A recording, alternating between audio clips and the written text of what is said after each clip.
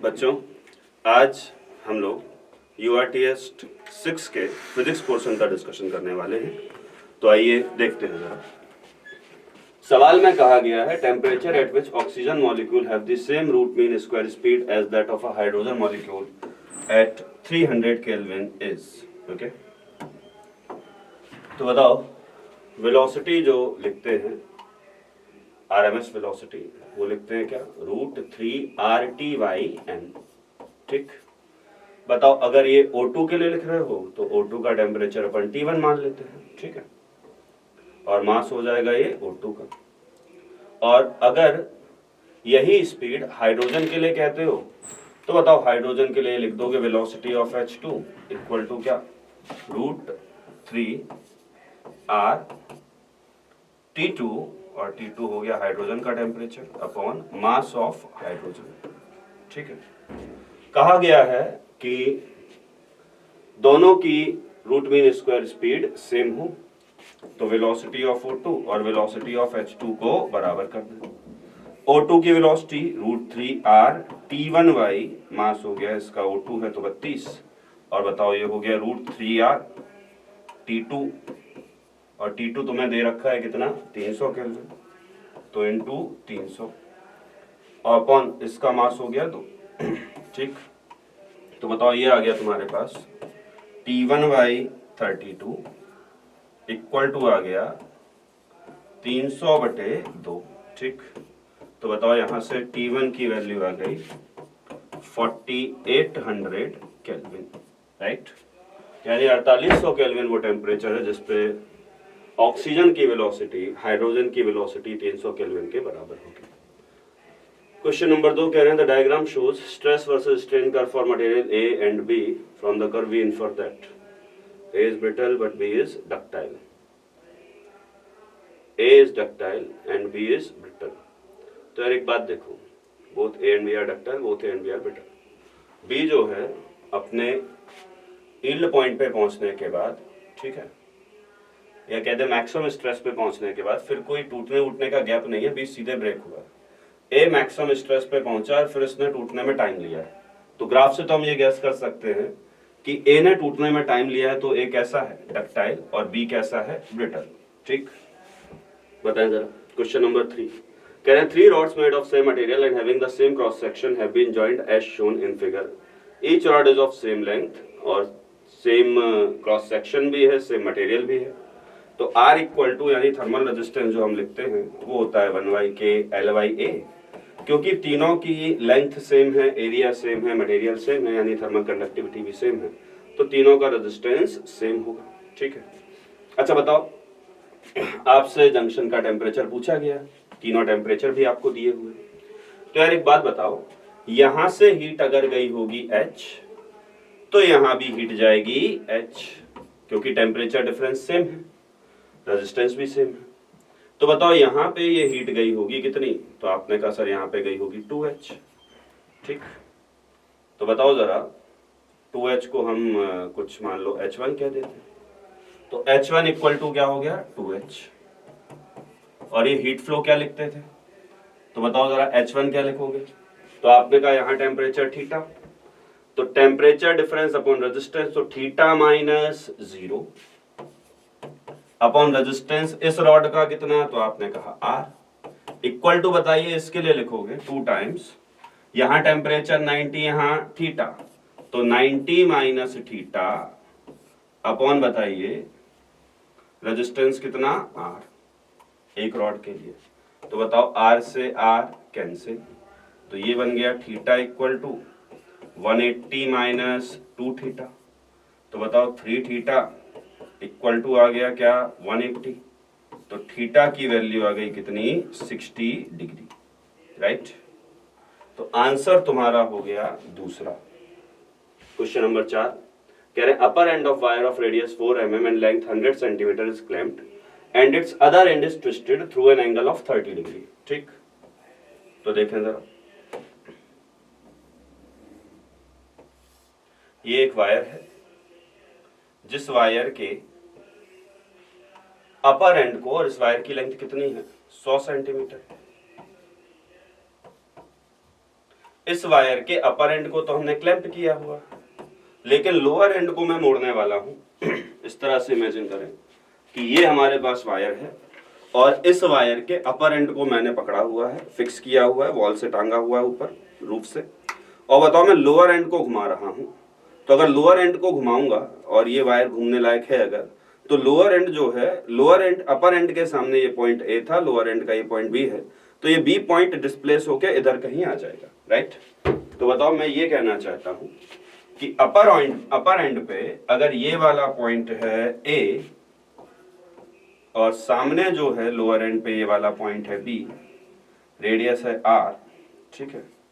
तो बताओ अगर मैं इसको थीटा एंगल घुमाऊंगा तो जो बी है वो यहाँ इस पोजीशन पे पहुंच जाएगा, बी डैश वाली पे।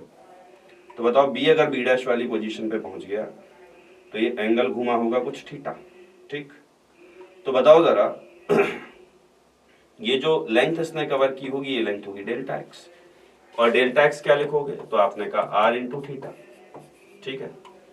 तो बताओ स्ट्रेन क्या डेवलप होगा, तो स्ट्रेन लिखा जाता था क्या, delta x by L, L होती थी ये लेंथ। तो बताओ डेल्टा एक्स कितना दे रखा है, तो आपने कहा कि डेल्टा एक्स रेडियस दे रखी है 4 mm, तो 4 इंटू 10⁻⁻1 सेंटीमीटर में लिख लेते हैं। और एंगल कितना घूमा है, 30 डिग्री, राइट।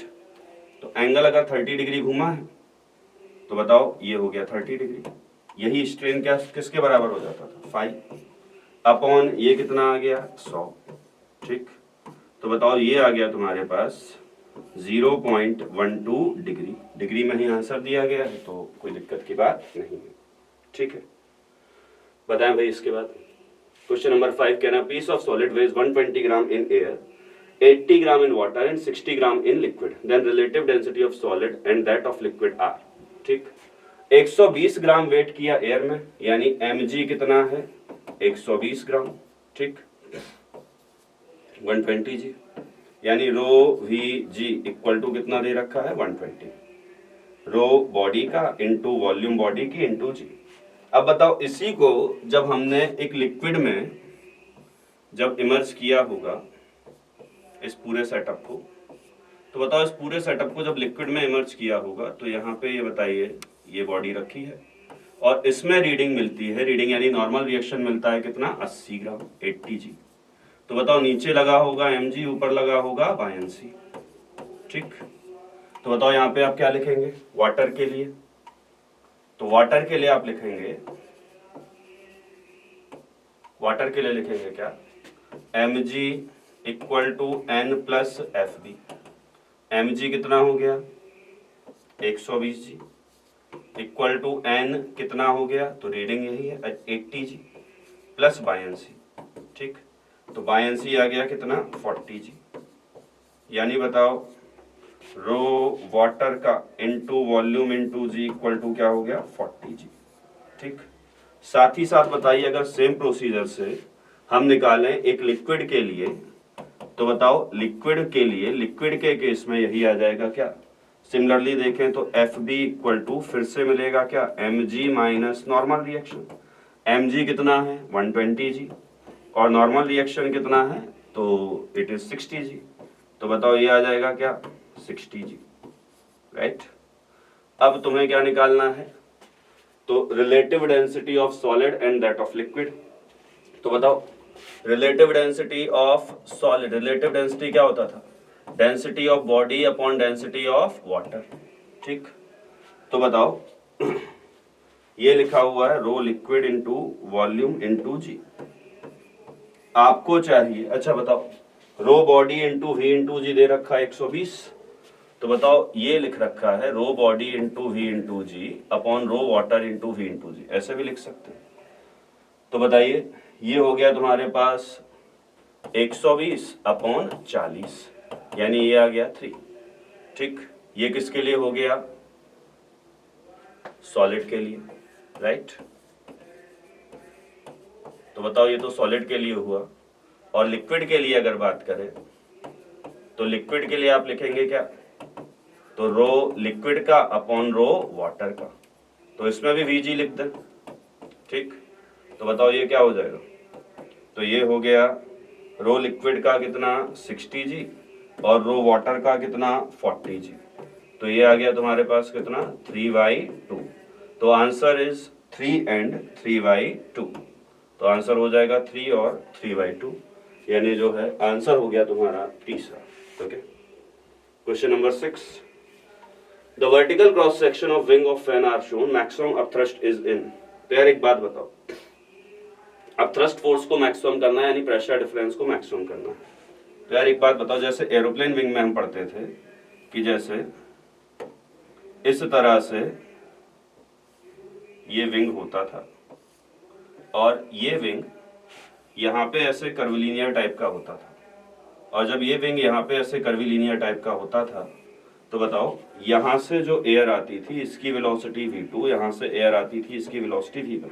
अब क्योंकि v2 वाले को ज्यादा डिस्टेंस चलना पड़ता था v1 वाले से, ऊपर वाली एयर को नीचे वाली एयर के कंपैरिजन में, तो v2 जो है वो v1 से ज्यादा होता था। और आप यहाँ जब बर्नौली लगाते थे तो क्या लिखते थे, तो यहाँ प्रेशर अगर P1 है और यहाँ प्रेशर अगर P2 है तो लिखते थे P1 plus half rho V1 square equal to P2 plus half rho V2 square, right. तो यार एक बात बताओ, जब यहाँ वेलोसिटी नीचे अगर वेलोसिटी कम है तो नीचे काइनेटिक एनर्जी कम रहेगी और ऊपर काइनेटिक एनर्जी ज्यादा रहेगी। तो जब ऐसा होगा तो क्या बताओ, जो प्रेशर है वो ऊपर कम होगा और नीचे प्रेशर ज्यादा, ठीक। तो बताओ आप लिखते थे क्या, आप लिखते थे P1 minus P2 equal to half rho V2 square minus V1 square. Okay,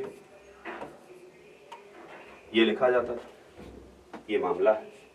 तो यार एक बात बताओ, अब इन शेप्स में आप देखिए, यहाँ पे जो वेलोसिटी है उसको इस वाली शेप में, यानी ये वाली जो शेप बनी है, यहाँ पे अगर जो एयर है क्रॉस करेगी तो इस एयर को ऊपर चलना पड़ेगा ज्यादा, नीचे चलना पड़ेगा कम।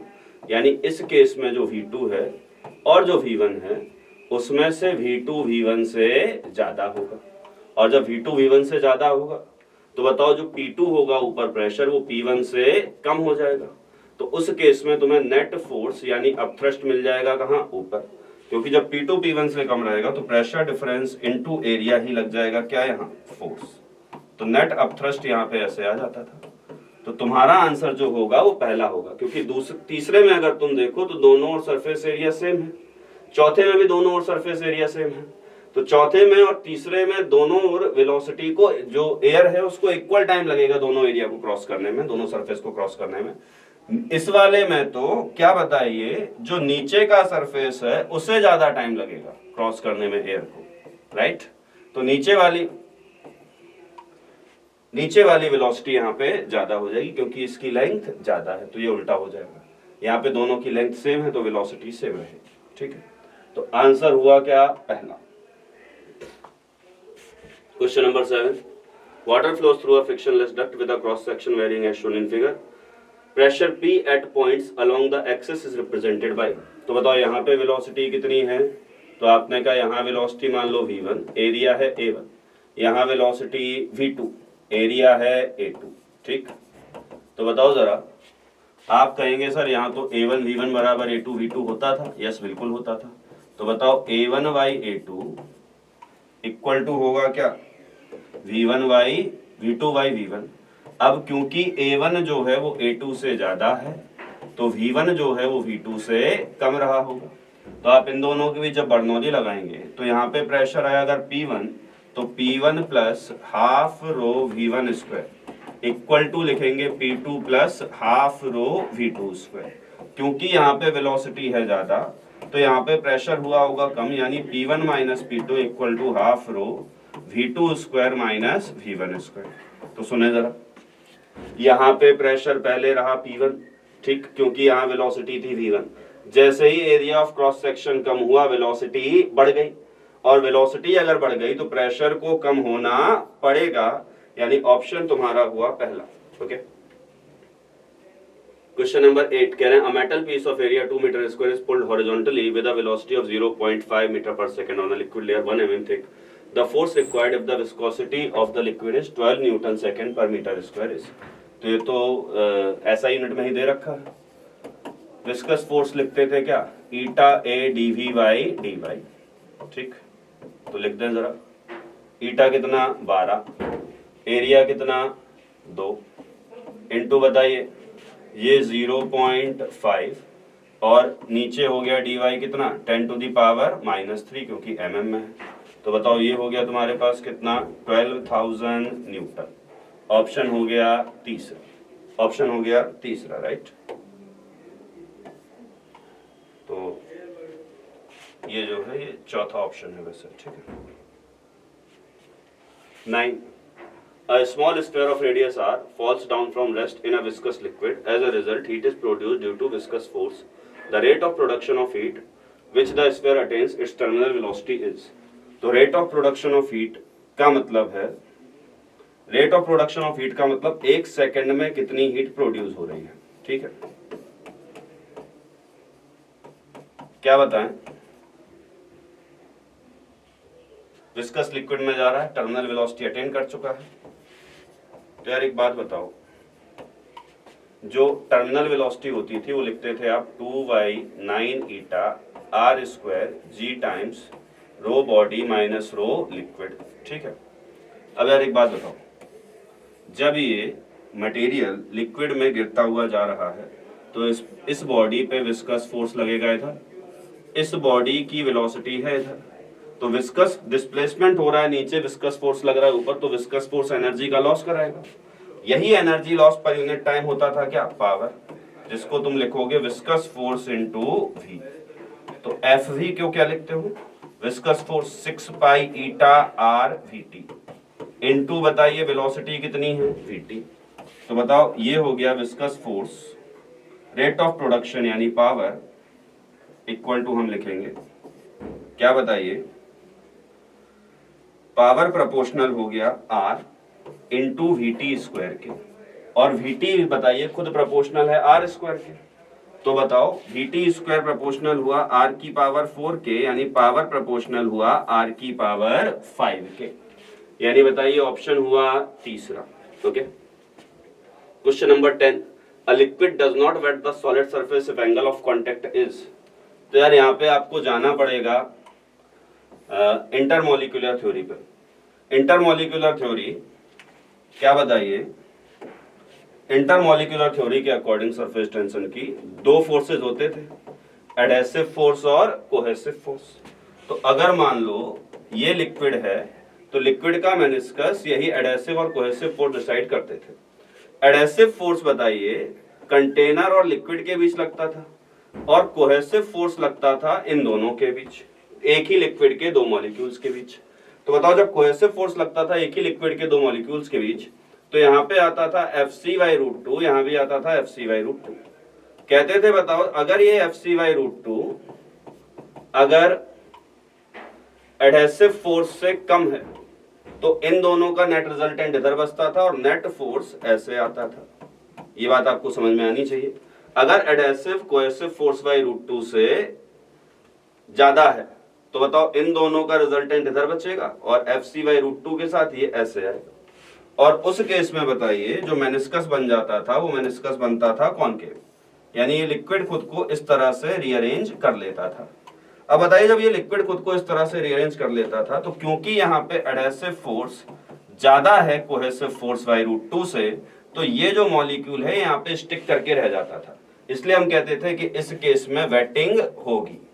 लेकिन अगर इसका उल्टा हो जाए, जब एडहेसिव फोर्स कोहेसिव फोर्स √2 से कम हो जाए, राइट, तो जब ऐसा होगा कि एडहेसिव फोर्स कोहेसिव फोर्स √2 से कम हो जाए, उस केस में बताइए जो ये कंटेनर है या ये कह दें ये तुम्हारी ट्यूब है, इस ट्यूब में बताइए अगर एडहेसिव फोर्स कोहेसिव फोर्स √2 से कम रहेगा तो रिजल्टेंट यहां शिफ्ट होगा, और अगर रिजल्टेंट यहां कहीं शिफ्ट होगा तो बताइए जो मेनिस्कस है वो रिजल्टेंट के परपेंडिकुलर यानी ऐसे बनेगा। इस केस में बताइए ये वाला जो फोर्स है कोहेसिव फोर्स √2 ये एडहेसिव फोर्स से ज्यादा है, तो बताओ ये जो मॉलिक्यूल है उसको अपनी तरफ खींचेगा, और जब ये मॉलिक्यूल को अपनी तरफ खींचेगा तो क्या बताइए, उस केस में ये स्टिक करने वाला नहीं है। आपसे बात की गई थी थीटा की। थीटा होता है एंगल ऑफ कांटेक्ट, राइट। और थीटा हम कैसे देखते थे? तो थीटा देखा जाता था ऐसे कि आप इस पे टेंजेंट ड्रॉ करें, ये एंगल आता था थीटा। तो जब कॉन्केव बनता था तब स्टिक करके रहेगा तो थीटा 90 से ज्यादा, और जब कॉन्वेक्स बनता था तो आपने टेंजेंट डाली तो ये एंगल थीटा 90 डिग्री से ज्यादा, ठीक। यानी ऑप्शन हो गया कौन सा? फोर्थ। क्वेश्चन नंबर 11 कह रहे हैं, a wooden block with a coin placed on its top floats in water as shown in figure. The distance L and H are shown there. After some time the coin falls into the water. Then कुछ time के बाद अगर coin water में fall करता है, तो यार बताओ अगर कॉइन वाटर में फॉल करेगा तो क्या बताइए, कॉइन के इस ब्लॉक के ऊपर से वेट कम होगा, तो अब बायंसी फोर्स को कम वेट बैलेंस करना पड़ेगा, यानी एल तो डिक्रीज करेगा। अब आपको देखना है जो मेन चीज वो है एच के लिए। एच के लिए देखें जरा और समझें इस चीज को, ये बात जरा समझते हैं। क्या बताएं, जब कॉइन यहाँ पे रखा हुआ होगा, अभी की हम बात करें, जब कॉइन रखा हुआ है तो अभी कॉइन का मास अगर m है तो नीचे लग रहा होगा कितना? mg, ठीक। और ऊपर इस कॉइन को बैलेंस करने के लिए लिक्विड ने बायंसी लगाया होगा। हम कॉइन के बायंसी की बात करें, पूरे सिस्टम की नहीं, ये बात जान लें, ठीक है। तो mg इक्वल टू बायंसी लिखेंगे, mg लिखा जाएगा रो कॉइन का इंटू वॉल्यूम कॉइन की इंटू जी, ठीक। बायंसी लिखेंगे रो लिक्विड का into volume displaced into G, G से जी कैंसिल हुआ। तो बताओ rho coin into volume equal to volume of coin equal to rho liquid into volume displaced, ठीक। तो बताओ जरा, कॉइन की डेंसिटी लिक्विड की डेंसिटी से है ज्यादा, तो अगर कॉइन की डेंसिटी लिक्विड की डेंसिटी से है ज्यादा तो बताओ कॉइन का वॉल्यूम डिस्प्लेस्ड वॉल्यूम से होगा कम। यानी बताओ जब कॉइन ऊपर रखा हुआ था तो कॉइन के वेट को बैलेंस करने के लिए लिक्विड को ज्यादा वॉल्यूम डिस्प्लेस करना पड़ रहा है, कॉइन की वॉल्यूम से ज्यादा वॉल्यूम डिस्प्लेस करना पड़ रहा है। ये बात समझे जरा। जब कॉइन यहां रखा हुआ है तो लिक्विड को कॉइन के वेट को बैलेंस करने के लिए कॉइन की वॉल्यूम से ज्यादा वॉल्यूम डिस्प्लेस करना पड़ रहा है, तब ये आ रहा है H। अब अगर कॉइन इसमें गिर गया तो बताओ, जब कॉइन गिर गया तो जो वॉल्यूम डिस्प्लेस होगी वो कॉइन के वॉल्यूम के बराबर डिस्प्लेस होगी। पहले कॉइन की वॉल्यूम से ज्यादा वॉल्यूम डिस्प्लेस हो रहा था, अब जो वॉल्यूम है वो कॉइन की वॉल्यूम के बराबर डिस्प्लेस हो रहा है। तो बताओ अब वॉल्यूम डिस्प्लेसमेंट हुआ कम, यानी H जो है कम हो जाएगा, यानी L और H दोनों डिक्रीज करेंगे, ठीक।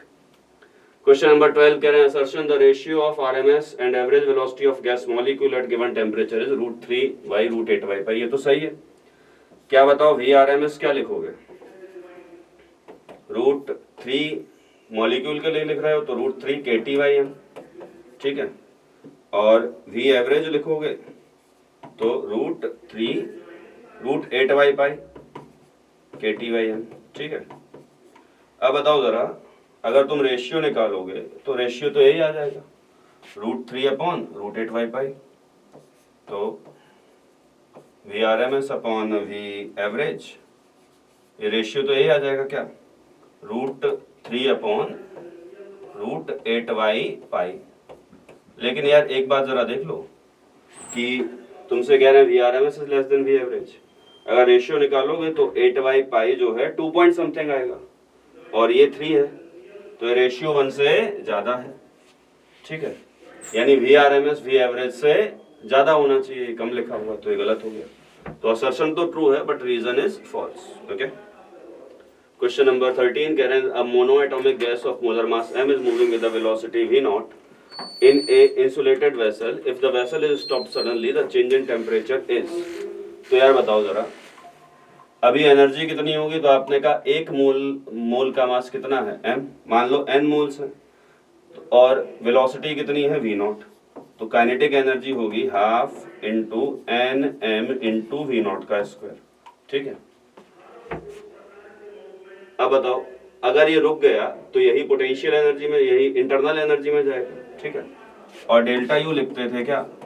N C V delta T, यानी n इंटू सी वी की वैल्यू रख दें FR/2 इंटू डेल्टा टी, तो दोनों को बराबर कर दो, यानी n into F R by two into delta T equal to हो गया क्या, N M into V not square, N से एन गया, ठीक है, तो डेल्टा टी तुम्हें निकालना था और यहाँ पे तो हाफ था ही, हाफ से हाफ गया, तो बताओ डेल्टा टी आ गया तुम्हारे पास कितना, तो डेल्टा टी हो गया तुम्हारे पास M V not square upon F R, ठीक। अब क्योंकि गैस मोनो एटॉमिक है तो M V not square upon F R, तो डिग्री ऑफ फ्रीडम हो गया 3, तो यही बन गया क्या, M V not square upon 5r, right, sorry 3r, यानी बताइए जो ऑप्शन हो गया वो तीसरा, okay. Question number 14, in figure which strip brass और steel have higher coefficient of linear expansion. तो यार बताओ जो स्टील की रॉड है ये नीचे है और ब्रास की रॉड है वो ऊपर है, ठीक है। अब बताओ अगर फाइनल लेंथ देखो तो फाइनल लेंथ ये है ब्रास की और ये है स्टील की, ठीक, तो एक्सटेंशन दोनों में किसका ज्यादा हुआ, तो एक्सटेंशन दोनों में हुआ ज्यादा ब्रास का। अगर आप यहाँ पे एंगल बना के देखें तो बताएं, ये जो आर्क यहाँ पे बनेगी, अगर मैं एंगल थीटा बनाता हूं तो आर्क लेंथ ब्रास की ज्यादा आएगी, यानी ब्रास की लेंथ में इंक्रीमेंट हुआ है ज्यादा सेम टेम्परेचर देने पे, तो इसका मतलब है कि ब्रास स्ट्रिप का जो लीनियर कोफिशिएंट ऑफ एक्सपेंशन है वो होगा ज्यादा, यानी ऑप्शन हो गया पहला, ठीक। क्वेश्चन नंबर 15, कह रहे हैं the coefficient of liquid expansion of crystal in one direction, the coefficient of liquid expansion of crystal in one direction is alpha 1 and that in every other direction is alpha 2, the coefficient of cubical expansion is, यार बताओ हमें result से पता है gamma equal to यानी coefficient of cubical expansion equal to होता था alpha 1 plus alpha 2 plus alpha 3, क्या कह रहे हैं समझ में जरा। अगर मान लो ये क्यूब है, ठीक, ये क्यूब 3 डायमेंशन में एक्सपेंड करेगा, तो बताओ अगर ये क्यूब 3 डायमेंशन में एक्सपेंड करेगा तो इस डायमेंशन में एक्सपेंशन का कोफिशिएंट अल्फा 1, इस डायमेंशन में एक्स वाई के अलोंग एक्सपेंशन का कोफिशिएंट है मान लो अल्फा 2 और जेड के अलोंग यही अल्फा 3, ठीक, तो वॉल्यूमेट्रिक एक्सपेंशन कोफिशिएंट लिखा जाता था alpha 1 plus alpha 2 plus alpha 3, right. तो बताएं जरा आपसे कहा गया है कि एक डायरेक्शन में एक्सपेंशन कोफिशिएंट अल्फा 1 है और बाकी सारी डायरेक्शन में अल्फा 2, यानी एक तो हो गया अल्फा 1 और अल्फा 2 और अल्फा 3 को कहा है बराबर, ठीक, तो ये हो गया क्या alpha 1 plus 2 alpha 2, okay.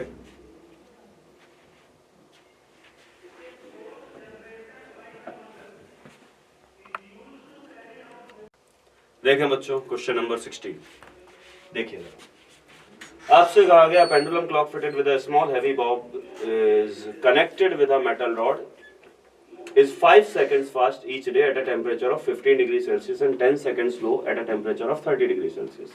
The temperature at which it is designed to give correct time is, यार एक बात बताओ, इसके लिए हम लिखते थे delta T by T equal to half alpha delta theta, right.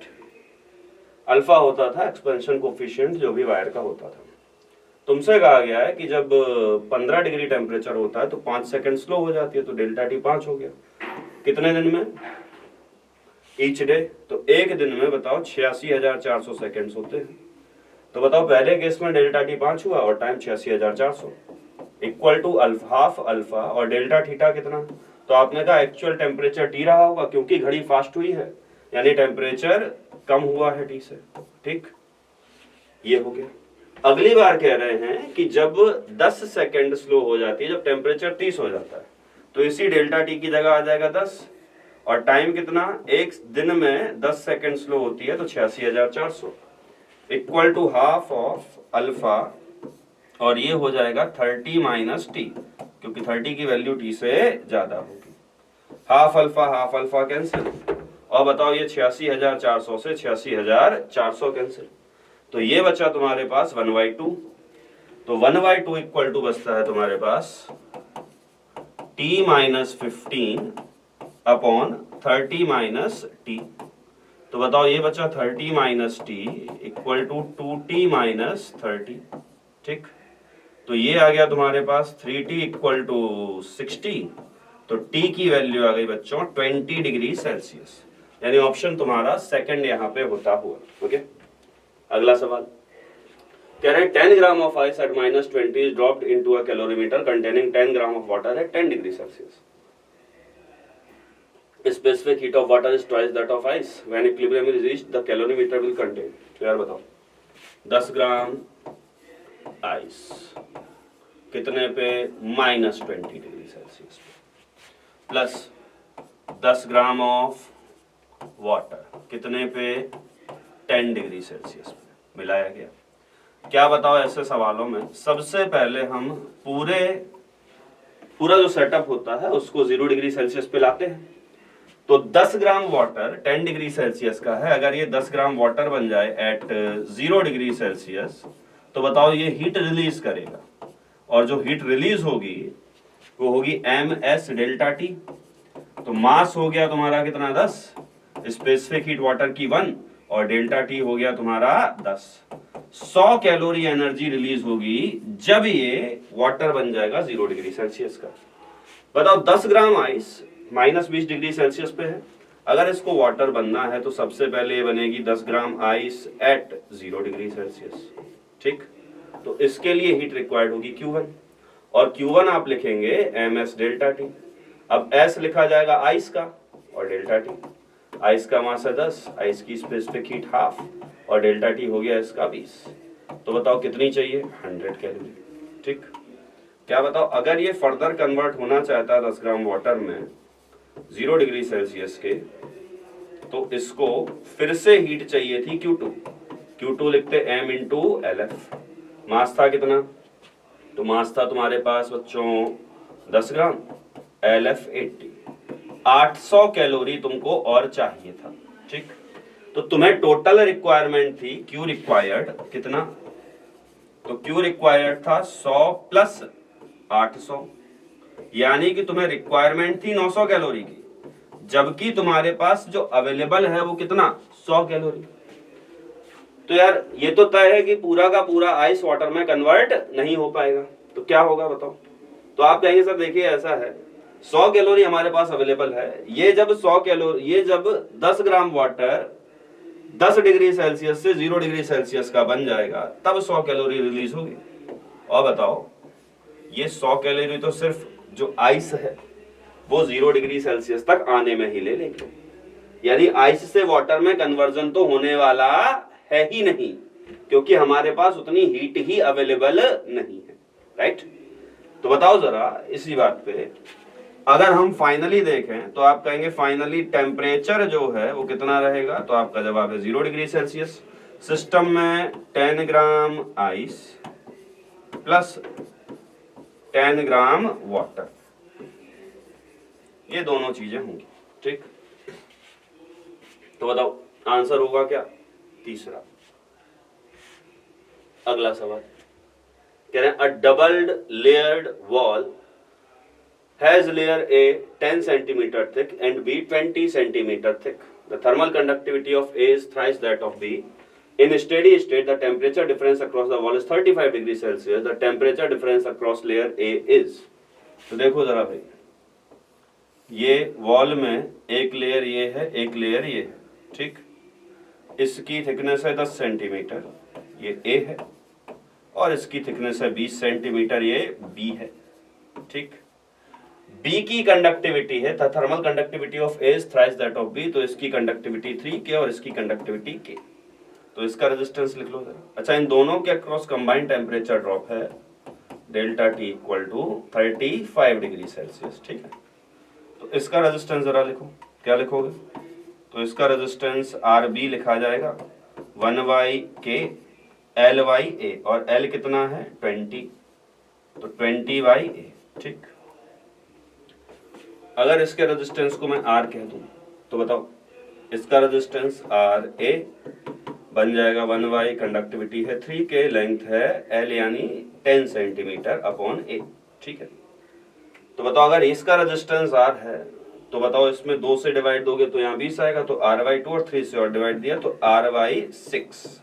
ठीक, तो बताओ हीट जो है यहाँ से ऐसे फ्लो हो रही होगी, तो जितनी हीट इससे जाएगी उतनी इससे जाएगी, दोनों सीरीज में लगे हुए। तो H इक्वल टू क्या लिखोगे, अगर दोनों को कंबाइंड ले लें तो delta T upon R equivalent, और अगर बताओ सिर्फ इसका लें तो इसके अक्रॉस टेम्परेचर ड्रॉप हुआ होगा मान लो डेल्टा T1, तो इसी को लिखा जाएगा डेल्टा T1 अपॉन इसका रेजिस्टेंस आर है। ठीक, डेल्टा टी है 35, आर इक्विवेलेंट कितना, तो आपने कहा मान लीजिए ये आर ये R/6, तो दोनों का आर इक्विवेलेंट क्योंकि सीरीज में लगे हैं तो R प्लस R/6। ठीक, इक्वल टू आ गया डेल्टा T1 अपॉन आर, ए का रेजिस्टेंस R/6। तो बताओ ये हो गया तुम्हारे पास 35/7 R/6 equal to delta T1 upon R/6। बताओ R/6 से R/6 गया तो डेल्टा T1 हो गया तुम्हारे पास 5, राइट। तो ऑप्शन तुम्हारा हो गया भैया 4th। ओके, क्वेश्चन नंबर 19 कह रहे हैं when 1 mole of monoatomic gas is mixed with 3 moles of a diatomic gas the value of adiabatic exponent gamma for the mixture is. तो गामा मिक्सचर क्या लिखते हो भाई, तो गामा मिक्सचर लिखा जाता है, गामा होता है सीपी और सीवी का रेशियो, तो लिखोगे CP of mixture upon CV of mixture, तो दोनों का रेशियो लेना है, तो क्या लिखोगे N1 CP1 plus N2 CP2 upon N1 CV1 plus N2 CV2। तो बताओ N1 क्या है, 1 मोल ऑफ मोनो एटॉमिक, तो 1 हो गया मोनो एटॉमिक का CP 5R/2। ठीक, प्लस बताएं 3 मोल्स ऑफ डायटोमिक, तो डायटोमिक का CP हो गया 7R/2 अपॉन बताओ N1 1, इसका CV हो गया कितना 3R/2 और CP हो गया जो तुम्हारा डायटोमिक था इसका हो गया CV 5R/2। ठीक है, तो बताओ ये हो गया तुम्हारे पास 5 प्लस 21 अपॉन नीचे आ गया 3 प्लस 15। ठीक, तो ये आ गया तुम्हारे पास 26/18 यानी 13/9। ठीक, यानी ऑप्शन हो गया तुम्हारा 4th। क्वेश्चन नंबर 20 कह रहे हैं the spectrum of a black body at 2 temperature 27 and 327 degree Celsius is shown in figure. Let A1 and A2 be the area under 2 curves respectively, find value of A2/A1। ये बताओ spectral emissive power का graph है, spectral emissive power versus lambda. तो बताओ इसका जो area देता है, एरिया देता है क्या एमिसिव पावर, तो एरिया जब एमिसिव पावर देता है तो बताओ A1/A2 होगा, तो मैं निकालना A2/A1, राइट। तो A2/A1 होगा E2/E1, और E2/E1 होता है क्या सिग्मा AE T2 की power 4 upon sigma AE T1 की पावर 4। तो ये हो गया T2/T1 की पावर 4। T2 और T1 हमें रखना है केल्विन में, तो T2 हो जाएगा केल्विन में 600 और T1 हो जाएगा केल्विन में 300 की पावर 4। तो ये हो गया क्या 16:1, राइट। यानी आंसर तुम्हारा होता हुआ पहला। ओके, अगला सवाल 21 कह रहे हैं cup of coffee cools from 90 degree to 80 degree in t minutes when the room temperature is 20 degree Celsius. The time taken by a similar cup of coffee to cool from 80 to 60 at a room temperature same at 20 degree Celsius is. ठीक है, तो यार यहाँ पे Newton's law का ये approximated version वाला सवाल है, तो हम यहाँ पे लिखते थे, याद करिए delta T upon T equal to K times T average यानी T1 plus T2/2 minus T surrounding. ठीक है, डेल्टा टी यहाँ टेम्परेचर डिफरेंस है, स्मॉल टी टाइम। तो जरा लिखना शुरू करें 90 से 80 गया, तो आप ये देख सकते हैं 90 से 80 गया कितनी देर में टी टाइम में, तो 80 से 60 जाने में कितना टाइम लगेगा, तो वो T1 मान लेते हैं हम लोग, T1 हमें निकालना है। सराउंडिंग का टेम्परेचर तुम्हें दिया है कितना 20 डिग्री सेल्सियस, तो सराउंडिंग का टेम्परेचर इज 20 डिग्री सेल्सियस। करना शुरू करते हैं। डेल्टा टी बताएं, 90 से गए 80, तो 90 माइनस 80 अपॉन टाइम लगा कितना टी, इक्वल टू हो गया के टाइम्स 90 प्लस 80 बाई 2, यानी इनका एवरेज तो हो जाएगा 85 माइनस सराउंडिंग का टेम्परेचर 20। ठीक, अगली कंडीशन 80 से 60 गए T1 टाइम में, तो यहां लिखेंगे 80 minus 60 upon T1 equal to K times 80 और 60 का एवरेज हो गया 70 माइनस 20। ठीक, डिवाइड कर दें तो बताएं, डिवाइड यहां पे देखेंगे तो ये लिखा है क्या 10 upon T equal to K times 85 minus 20 हो गया 65। ओके, और बताओ यहां लिखा है 20 अपॉन T1, तो 20 अपॉन T1 ये हो गया तुम्हारे पास क्या K इंटू ये हो गया 50। ठीक, तो बताओ जरा, ये 2 बचा और K से K गया, तो आ गया T1 by 2T equal to 65 by 50, और अगर 5 से काट दें तो ये हो जाएगा तुम्हारा 13 बाई 10। ठीक, तो ये 5 बच गया, और तो यहां से T1 की वैल्यू आ गई, T1 की वैल्यू आ गई 13 बाई 5T, यानी ऑप्शन तुम्हारा दूसरा होता हो। ठीक है, क्वेश्चन नंबर 22 कह रहे हैं P V diagram for an ideal gas is shown, the work done by gas in process ABCD. ABCD process में क्या वर्क होगा, तो पीवी ग्राफ दिया हुआ है तो तुम्हें सीधे इसका एरिया निकालना है, तो इसका एरिया निकाल लो भाई साहब बस। तो बताओ एरिया निकाला जाए, एरिया अंडर पीवी कर्व, तो क्या देखोगे भाई, तो यहाँ पे देखो तो इतना एरिया चाहिए तुम्हें, तो ये हो गया तुम्हारे पास 2P0 माइनस P0 यानी P0 बचा, और ये वॉल्यूम हो गई V0। ठीक है, और यहाँ बताओ ये साइड हो गई 2P0, इतना एरिया अगर हम देखें तो ये 2P0 और ये V0, 3V0 माइनस V0, तो प्लस 2P0 इंटू V0, ये हो गया 3P0 V0, यानी ऑप्शन तुम्हारा तीसरा यहाँ पे आता है। क्वेश्चन नंबर 23 कह रहे हैं one mole gas expands with temperature according to relation V equal to K T की power 2/3, what is the work done when the temperature changes by 30 degree. ठीक, तो बताओ तुम्हें लिखना है dW इक्वल टू क्या लिखोगे, इंटीग्रेशन ऑफ PdV। ठीक है, P को क्या लिखोगे, तो 1 मोल दे रखा है, तो P को लिख दो क्या nRT/V dV। ठीक है, n की वैल्यू 1 हो गई, तो ये हो गया इंटीग्रेशन ऑफ RT/V और dV। ठीक है, ये है। अब तुम्हें चाहिए क्या dV, V तो लिखा हुआ है KT की पावर 2/3, या हम यहां से एलिमिनेट करने की कोशिश करते हैं, V लिखा हुआ है KT की पावर 2/3, तो जरा dV निकाला जाए, तो dV बाई dt जब करोगे तो हो जाएगा K T की पावर 2/3 है, तो 2/3 आ गया आगे, और T में से 2/3 में से कम कर दो तो बचा -1/3।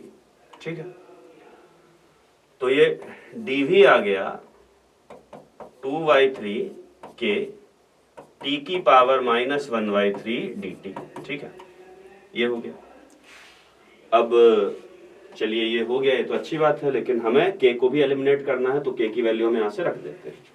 तो K की वैल्यू जब रखोगे तो यहाँ से अगर देखो तो K की वैल्यू लिख सकते हो V अपॉन T की पावर 2/3 या V इंटू T की पावर -2/3। ठीक है, तो देखो भाई, तो यहाँ से रख दी जाए जरा वैल्यू, तो dV इक्वल टू आ जाएगा 2/3 K की वैल्यू रख देते हैं अपन, V T की पावर -2/3 इंटू आ गया T की पावर -1/3। ठीक, dt, तो बताओ ये जुड़ के हो जाएगा कि T की पावर 1/3, T की पावर हो गया -1, तो अब हम क्या करते हैं V को नीचे ले जाते हैं, तो dV upon V equal to हो जाएगा 2/3 और नीचे आ गया T और ऊपर dt। ठीक, तो dV अपॉन V को सीधे रिप्लेस कर देते हैं, हालांकि इसे अपन लोग पॉलीट्रॉपिक वाले फॉर्मूले से भी कर सकते थे।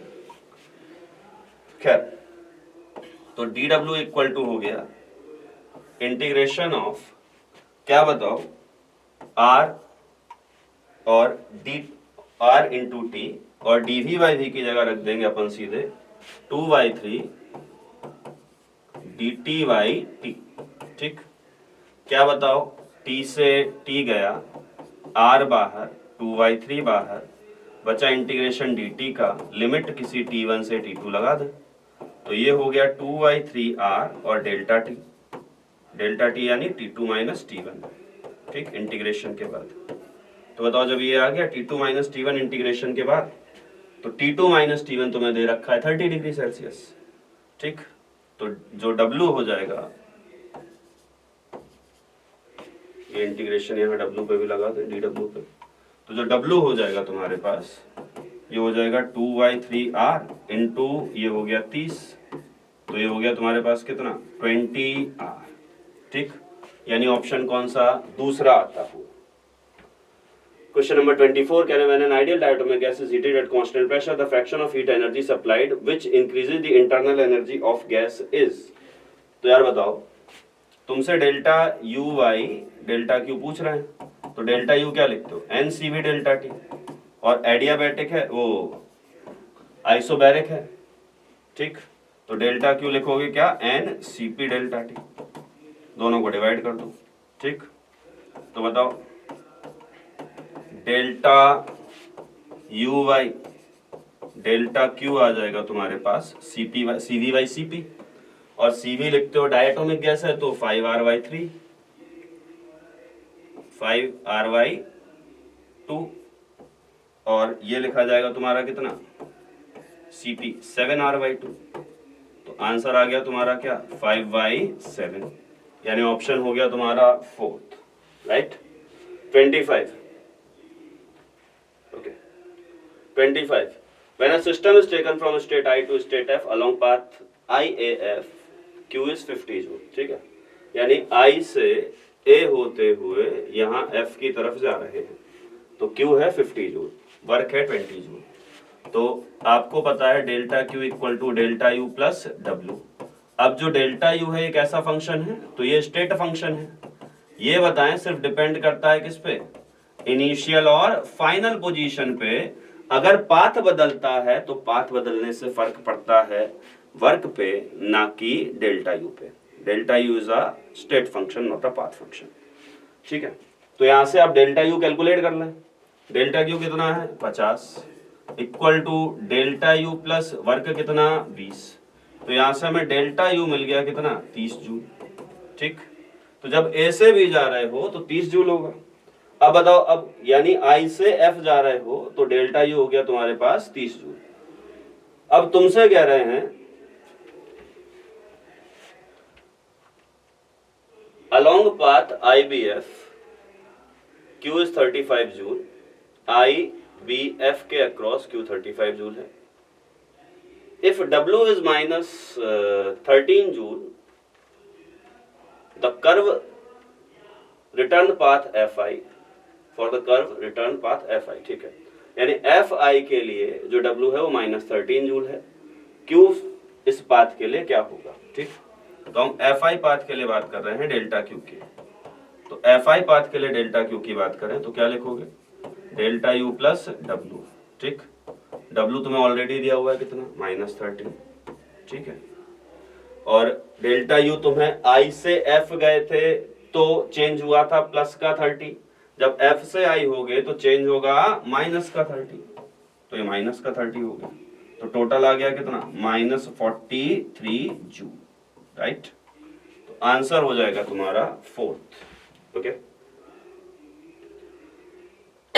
-43 जूल। ओके, क्वेश्चन नंबर 26, इन एडियाबैटिक एक्सपेंशन, क्या बताओ एडियाबैटिक एक्सपेंशन में डेल्टा क्यू होता था 0।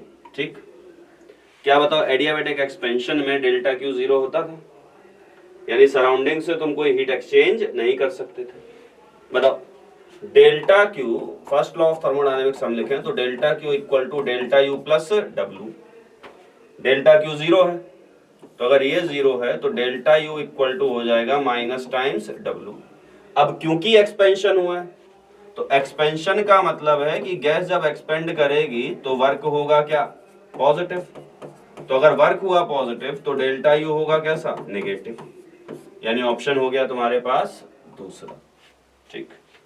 वैसे भी कहा जाता है adiabatic expansion is gas cooling. 27 slopes of isothermal and adiabatic curve are related as. तो बताओ जरा, आप आइसोथर्मल और एडियाबैटिक के लिए स्लोप देखना चाहते हैं, ठीक है। तो ये पीवी ग्राफ बनाएंगे। आइसोथर्मल एडियाबैटिक किसी के लिए भी समझ लें, मान लो हम एक्सपेंशन को रेफरेंस मानते हैं तो प्रेशर कम होता जाएगा, ठीक।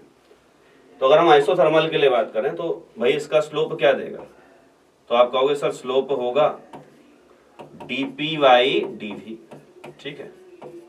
तो अगर हम डिस्कशन करते हैं पहले आइसोथर्मल के लिए,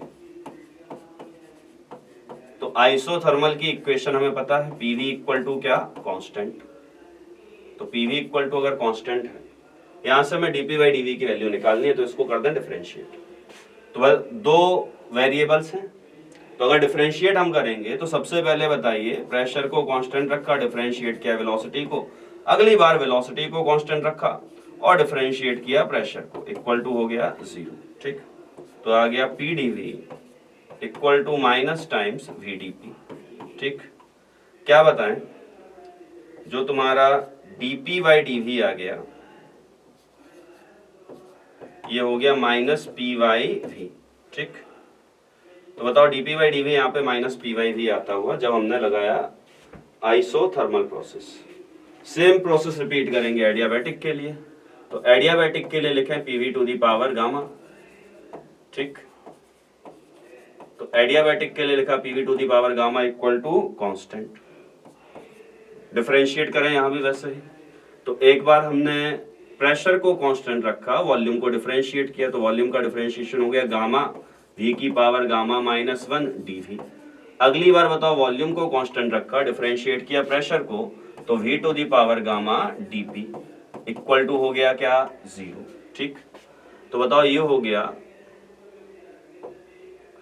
गया गामा पी वी की power gamma minus 1 d V equal to हो गया वी की पावर गामा डीपी, ठीक। तो बताओ जरा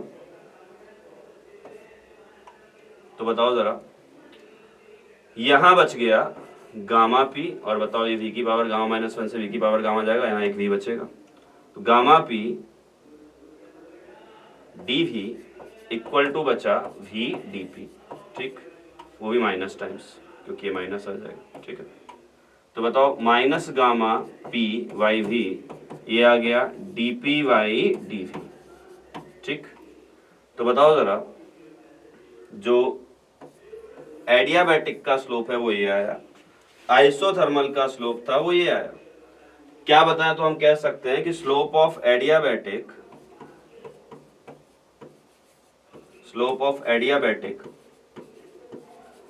क्या बताइए है, gamma times slope of isothermal, ठीक। तो slope of adiabatic is gamma times slope of isothermal, ये मामला है, ठीक। तो बताएं आंसर हो गया क्या, तीसरा। 28 कह रहे हैं 4 curves A, B, C and D are drawn in the adjoining figure for a given amount of gas. The curves which represent the adiabatic and isothermal changes are. तो यार अभी हमने बताया क्या कि स्लोप ऑफ एडियाबैटिक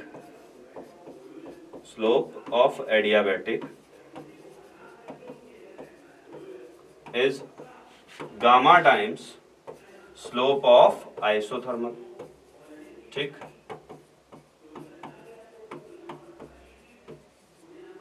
तो यार एक बात बताओ, सबसे बड़ी बात तो ये है कि एडियाबैटिक का स्लोप आइसोथर्मल से हमेशा ज्यादा होगा, वो भी नेगेटिव में, क्योंकि दोनों का स्लोप नेगेटिव आया था, ठीक है।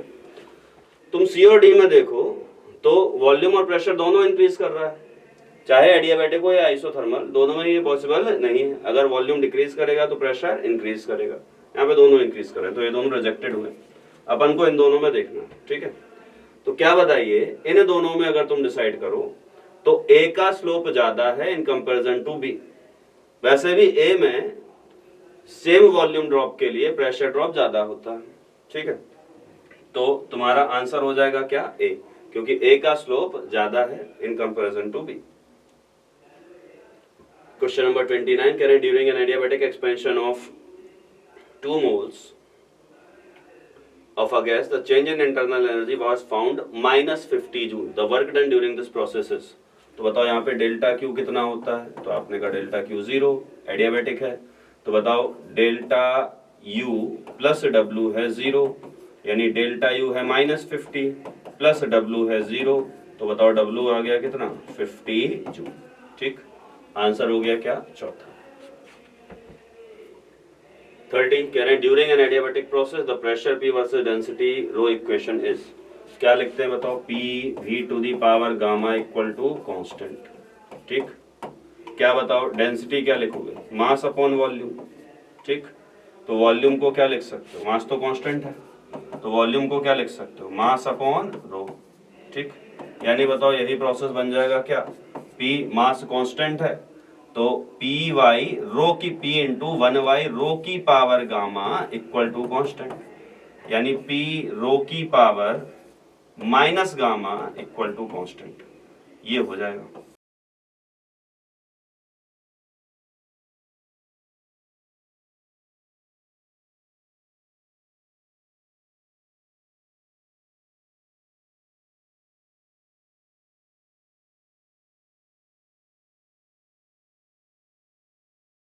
The stress versus strain graphs for wires of two materials A and B are as shown in figure. If YA and YB are the Young's moduli of the materials, then देखो stress और strain का graph दिया हुआ है, जो इसका slope होगा tan theta equal to होगा स्ट्रेस अपॉन स्ट्रेन, जो कि होता है यंग मॉडुलस बाई, ठीक है। अब अगर मैं फर्स्ट के लिए निकालूंगा तो इसके लिए 60 डिग्री एंगल है, तो by of A equal to हो जाएगा tan 60 डिग्री इक्वल टू होता है √3, by of B equal to हो जाएगा tan 30 डिग्री इक्वल टू 1/√3, तो by A on by B equal to हो जाएगा √3 डिवाइड 1/√3 इक्वल टू हो जाएगा 3। तो यहाँ से लिख सकते हो by A equal to 3 of by of B, Young modulus of A equal to 3 times of Young modulus of B. Fourth option सही हो जाएगा। Question number 32, 2 wires of diameter 0.25 centimeter, one made of steel and other made of brass are loaded as shown in figure. The unloaded length of wire, the steel wire is 1.5 meter and that of brass is 1 meter. Young's modulus of steel is इतने। By of S दे दिया है आपको 2 into 10 to की power 11, by of P दे दिया है brush का 10 to की पावर 11, ठीक है। और पूछा गया the elongation of the ratio of elongation of steel, तो इलोंगेशन होता है डेल्टा एल इक्वल टू होता है F L upon A gamma, ठीक है। तो delta L S upon delta L B equal to हो जाएगा T S L S upon A gamma S T B L B upon A gamma B या by B, ठीक है। अब यहाँ पे टी ऑफ एस निकालेंगे कि इसकी टी ऑफ एस की वजह से यहाँ पे स्टील में इलोंगेशन आ रहा होगा, तो ये टी ऑफ एस होगा उस 4 kg की वजह से भी टेंशन इसमें आएगा और 6 kg की वजह से भी। यहाँ पे एफ बी डी बनाएंगे तो ये हो जाएगा tan ऑफ जी, और अगर ब्रास के जस्ट ऊपर यहाँ पे टेंशन निकालोगे T of B equal to हो जाएगा, ये सिर्फ 6 kg की वजह से होगा यहाँ पे, तो 6 इंटू जी, ठीक है। अब यहाँ पर वैल्यू लगा देंगे, टी ऑफ एस की वैल्यू दी है 10 G into L of S दिया है 1.5 into A into by of B दे दिया है आपको 10 टू की पावर 11 डिवाइड में ए बाई ऑफ एस दे दिया है 2 इंटू 10 टू की power 11 and T of B दे दिया है 6g इंटू 1। एरिया दोनों वायर का सेम होगा क्योंकि डायमीटर सेम है, तो रेडियस भी सेम होगा और एरिया भी सेम होगा, तो ए से ए कैंसिल हो जाएगा, 10 टू की पावर 11 से 10 टू की पावर 11, जी से जी कैंसिल हो जाएगा, तो ये हो जाएगा बचेगा 15 डिवाइड बाई 12, 15 डिवाइड बाई 12 हो जाएगा 5/4, 1.25 फर्स्ट ऑप्शन आ जाएगा delta L S upon delta L B. Question number 33, the compressibility of water is 6 into 10⁻10 if 1 liter is subjected to a compress of 4 into 10⁻7 Newton meter cube inverse the decrease in its volume। तो compressibility होती है work modulus B equal to 1 upon K equal to delta P upon delta V by V। तो यहाँ से 1 upon K equal to आ जाएगा delta P V upon delta V। तो delta V equal to आ जाएगा delta P V K। P की pressure दे दिया 4 इंटू, तो डेल्टा V इक्वल टू हो जाएगा 4 इंटू 10⁻7 इंटू वॉल्यूम दे दिया है 1 और कंप्रेसिबिलिटी दे दी है 6 इंटू 10⁻⁻10। ठीक है, अब 6 4 हो जाएगा 24, तो डेल्टा V इक्वल टू हो जाएगा 24 इंटू 10⁻⁻3। ये प्लस के 7 है, ये माइनस के 10 है, तो माइनस के 3 बचेगा। ये आंसर आएगा लीटर में। ठीक है, अब अगर इसको करोगे तो 24 मिलीलीटर हो जाएगा, और मिलीलीटर को ही सेंटीमीटर क्यूब कहते हैं, तो delta V equal to 24 centimetre cube. ठीक है, 20/1 what weight placed on the small piston will be sufficient to lift a car of mass 1200 kg। तो ये जो हाइड्रोलिक लिफ्ट होती है वो पास्कल्स लॉ पर बेस्ड होती है, इसको ऐसे करके इस तरीके से। ठीक है, अब जितना फोर्स हम यहाँ पे लगाएंगे F1 मैंने मान लिया, तो जो यहाँ पे जो जितना प्रेशर में चेंज होगा उतना प्रेशर में चेंज यहाँ से यहाँ तक ट्रांसमिट होता है, तो FP2 भी उतना ही होगा F2 अपॉन A2। ठीक है,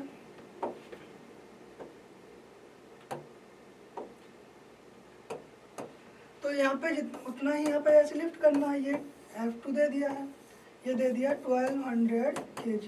ठीक है,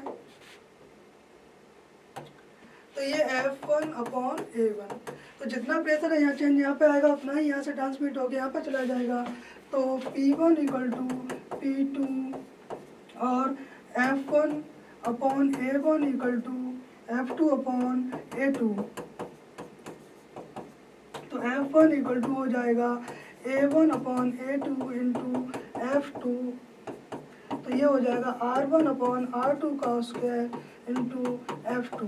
तो यहाँ से F1 लिख सकते हो, F1 equal to R1 upon R2 small piston upon large piston, तो ये हो जाएगा 1/20 का स्क्वायर इंटू 12,000 न्यूटन हो जाएगा। 1200 kg है तो 12,000 न्यूटन, तो F1 इक्वल टू हो जाएगा 1/20 into 20 into 12,000।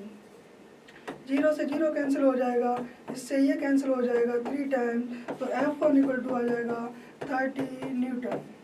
Option number second सही हो जाएगा। Next question number 35, U tube contains water and methylated spirit is separated by mercury. The mercury columns in the two arms are at the same levels with 10 cm of water in one arm and 12.5 cm of spirit in the other as shown in figure. The relative density of the spirit is।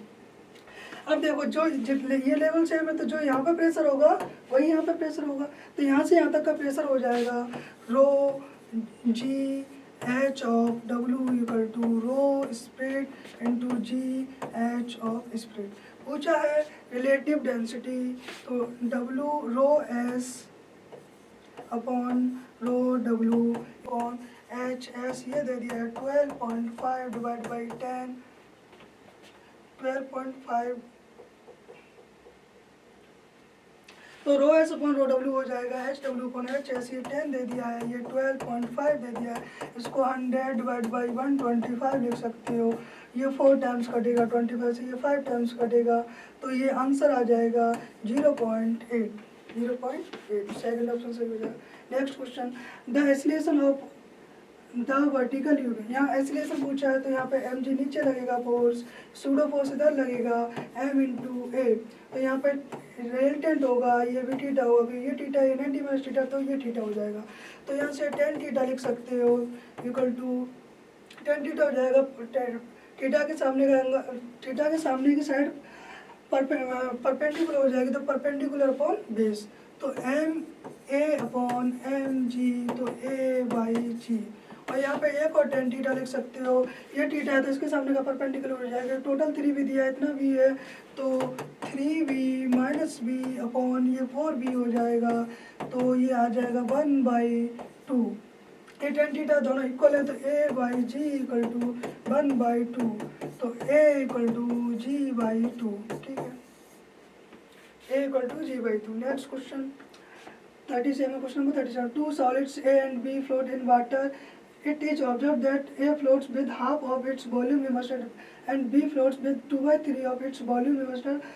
The ratio of density of 2/3 of its volume immersed, the ratio of density of A and B. इसमें कह रहा है कि कोई ये एक A solid है और एक B सॉलिड है, ये है वो आधे वॉल्यूम है इसका, तो B अब इमर्शन हो जाएगा समझ B/2, और इसका भी समझ है वो कितना दे दिया है 2b/3, इस तरीके से है। तो बताइए ये A है और ये B है, तो जो इसकी बायोंसी होगी एफ ऑफ बी बराबर हो जाएगी एम जी के बराबर, तो रो एस बी समर इंटू जी इक्वल टू हो जाएगा rho material V into G into B S बी/2 दे दिया है into ji equal to rho material V G, G से वी से कट कैंसिल हो जाएगा, तो यहाँ से आ जाएगा rho of a material A का डेंसिटी हो जाएगा 1/2, ठीक है। अब इसके लिए देखेंगे तो F of B equal to हो जाएगा एम जी, इसके लिए भी हो जाएगा, तो रो डब्ल्यू बी कितना दे दिया 2/3 इंटू जी इक्वल टू हो जाएगा rho of B into we into G, तो इससे ये कैंसिल हो जाएगा, वी जी से वी जी कैंसिल हो जाएगा, तो रो बी इक्वल टू आ जाएगा 2/3। रेशियो पूछा है the ratio of density A and B, तो rho A upon rho B equal to हो जाएगा, रो ए दे दिया 1/2 डिवाइड में 2/3, तो rho A upon rho B equal to आ गया 3/4, थर्ड ऑप्शन सही हो जाएगा। क्वेश्चन नंबर जितना मास अंदर आएगा उतना ही मास बाहर निकलेगा पर सेकेंड, तो D M upon D T equal to क्या हो जाएगा कांस्टेंट, मतलब ए वी इक्वल टू हो जाएगा कांस्टेंट। प्रिंसिपल ऑफ कंटिन्यूटी पे ये क्वेश्चन होते हैं, ये जितना मास पर सेकेंड इनसाइड आएगा उतना ही यहाँ से बाहर निकलेगा, तो A V equal to constant, ठीक है, ये प्रिंसिपल ऑफ कंटिन्यूटी पे होते हैं। तो यहाँ से A1 B1 equal to A2 B2 plus A3 B3, ठीक है।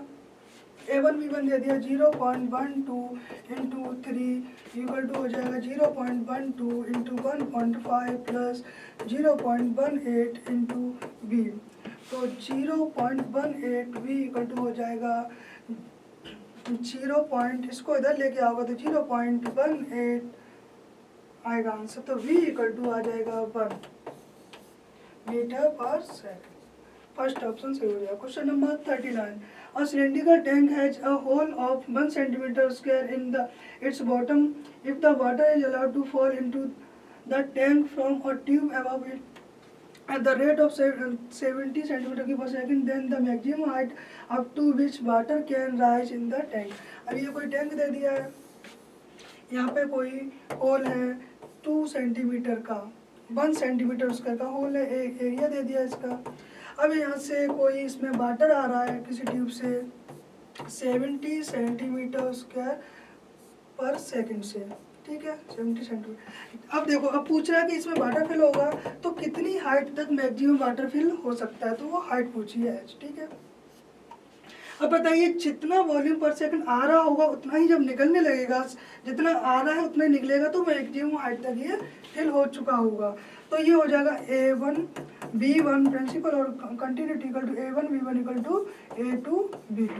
अब यहाँ से इतने रेट से आ रहा है 70 के, तो 70 इक्वल टू A2 कितना दे दिया 1 centimeter square 1 into B2 equal to लिख सकते हैं √2GH, तो H इक्वल टू लगा देंगे 70 इंटू 70 स्क्वायर करके डिवाइड में कर दिया इंटू 2, G की वैल्यू दी है आपको होती है 988 मीटर पर सेकंड स्क्वायर। इसको हम सेंटीमीटर में सब वैल्यू लगाएंगे तो सेंटीमीटर में कन्वर्ट कर लेंगे तो 980 सेंटीमीटर पर second square.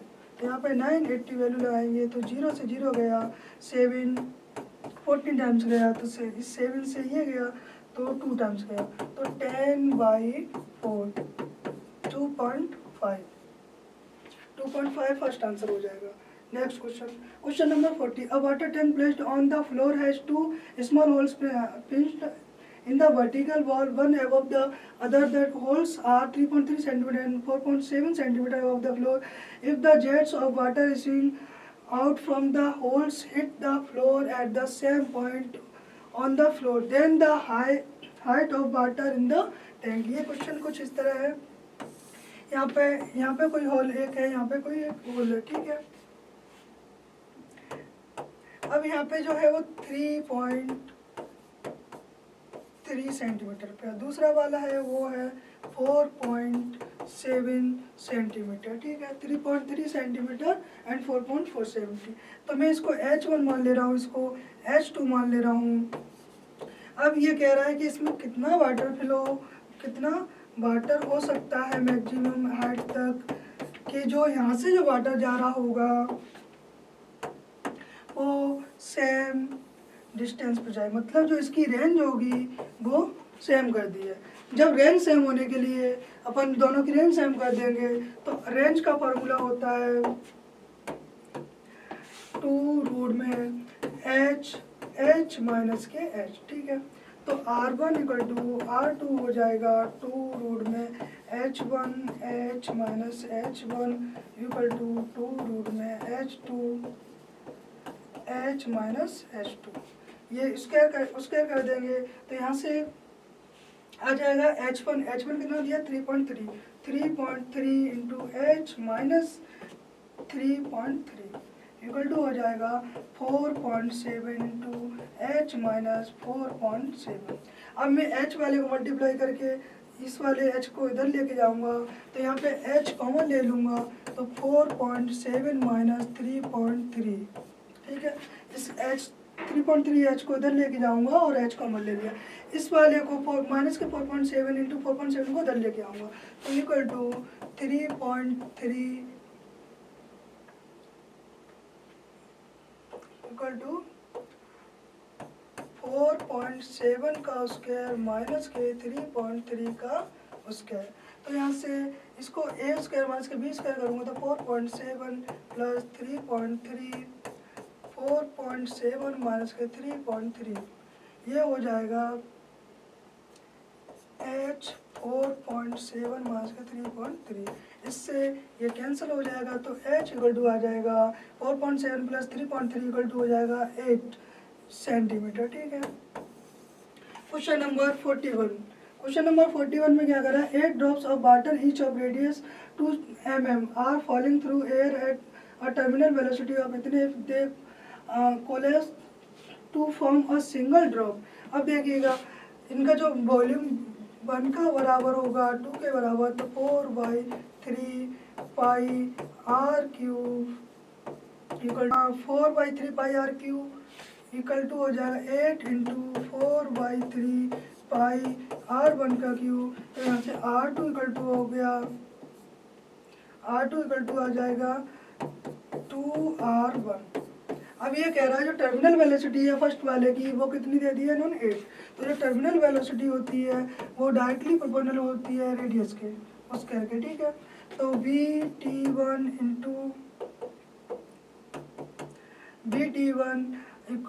VT1 upon VT2 equal to R1 upon R2 का स्क्वायर, ठीक है।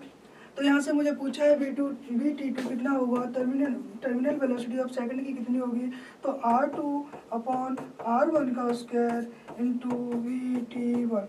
R2 अपॉन R1 हो जाएगा 4 इंटू 8, तो ये VT2 आ जाएगा terminal velocity of second 32 centimetre पर सेकंड, ठीक है। 32 सेंटीमीटर पर second.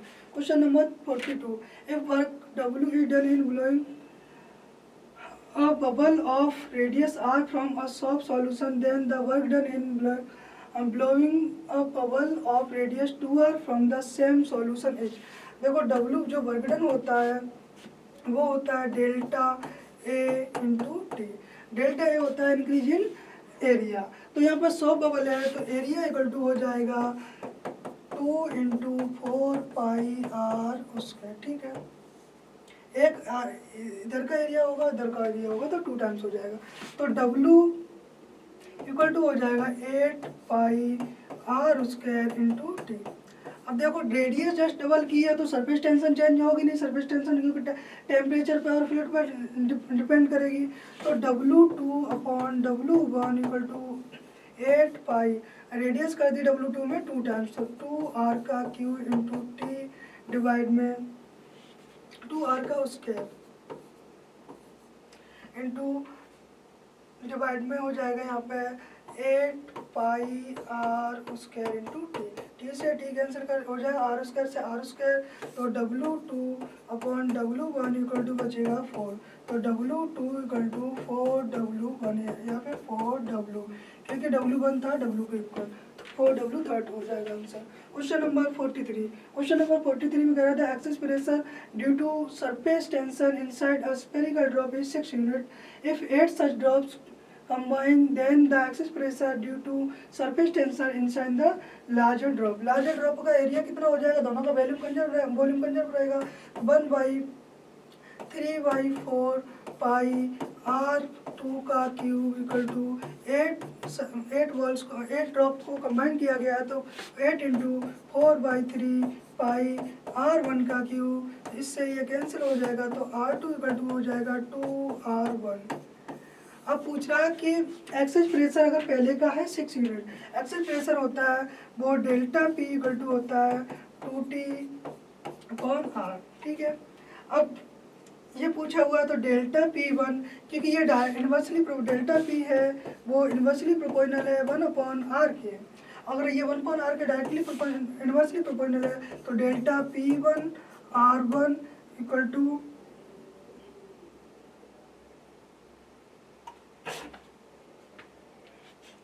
Delta P1 R1 equal to delta P2 R2। तो डेल्टा P2 पूछा हुआ है तो हो जाएगा डेल्टा P1 6 दे दिया है, R1 अपॉन R2 की वैल्यू 2 R1 के इक्वल है, तो ये आंसर आ जाएगा 3 पास्कल। तो आंसर हो जाएगा फर्स्ट आंसर हो जाएगा 3। Question number 44। Water rise to a height of 10 centimeter in a glass capillary tube if the area cross section of the tube is reduce to 1/4। Area 1/4 कर दिया गया है A1/4। तो यहाँ से जो रेडियस होगी R2 वो हो जाएगी R1/2, ठीक है।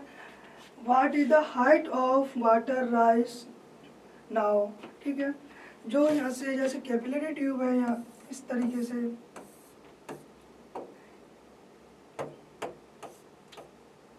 वाटर फिल किया हुआ है, तो ये जितना यहाँ से एक्सेस प्रेशर होता है वही ρGH के इक्वल होता है, क्योंकि यहाँ से जितना प्रेशर में ड्रॉप आएगा इसको मैं P1 मान लूँ P2 मान लूँ, तो अगर मैं इसका लिखता हूँ तो delta P equal to 2T upon R equal to होता है ρGH, ठीक है। अब कह रहा है कि what is the height of the water, अगर रेडियस को 2 टाइम्स कर दिया है तो 2T upon R equal to, तो H इक्वल टू हो जाएगा यहाँ से 2T upon ρG। H into R equal to लिखूंगा तो मैं ρG R, तो H R इक्वल टू हो जाएगा 2T अपॉन ρG, ठीक है। और जो ये R होता है ये रेडियस ऑफ मेनिस्कस होता है, अगर मैं यहाँ पे मान लूँ तो ये कैपिटल R हो गया। ये एंगल ऑफ कांटेक्ट होता है थीटा, अगर मैं इसको इधर से मिला दूँ और इसकी रेडियस R मान लूँ तो R इक्वल टू यहाँ से आता था capital R into cos theta.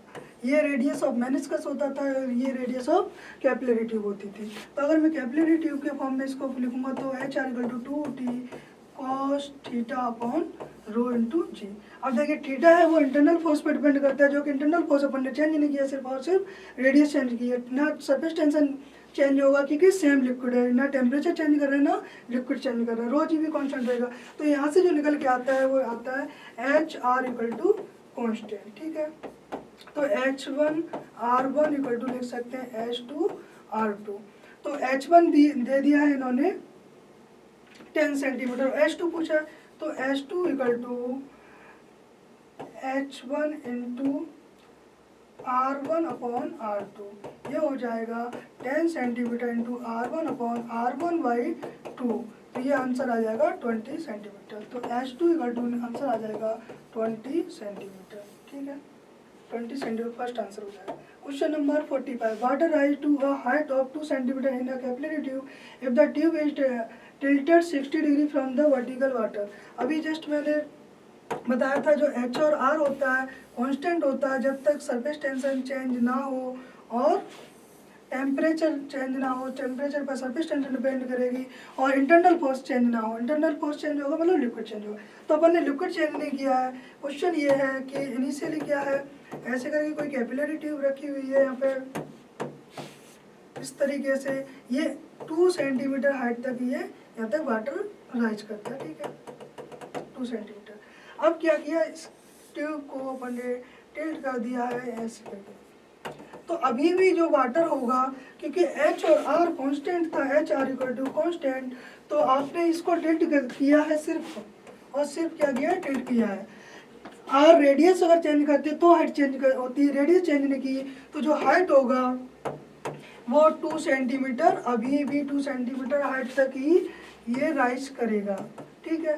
तो ये आपको पूछा कि इसकी लेंथ किस लेंथ तक ये बढ़ेगा, तो अगर ये एंगल दे दिया 60 डिग्री, तो 60 डिग्री यहाँ से कॉस लगा दो, cos theta equal to base upon hypotenuse, तो कॉस 60 डिग्री इक्वल टू हो जाएगा 2 सेंटीमीटर अपॉन लेंथ, एल निकालना है, तो एल इक्वल टू हो जाएगा 2 डिवाइड में कॉस 60 डिग्री की वैल्यू होती है 1/2 equal to 4 centimeter, first option हो जाएगा, ठीक है, इसका फर्स्ट ऑप्शन सही हो